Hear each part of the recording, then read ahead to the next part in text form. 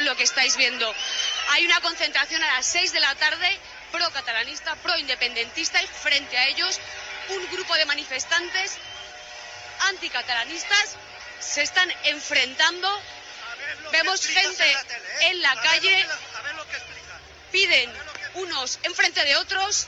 Madre mía, hay intensos enfrentamientos, una tensión que jamás habíamos visto en Valencia, carreras por las calles, hay miles de perdón por los nervios, hay muchos antidisturbios.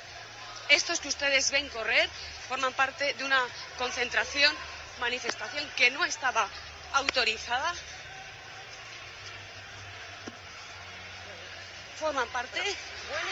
Bueno. Hay imágenes que directamente no les podemos mostrar porque estamos en horario de máxima protección infantil y esto se sale incluso de nuestra propia norma de emisión, pero estamos viendo que esa manifestación, normalmente con otro tono del 9 de octubre, está cogiendo un tinte peligroso a esta hora. En imagen en directo lo que estábamos ofreciendo.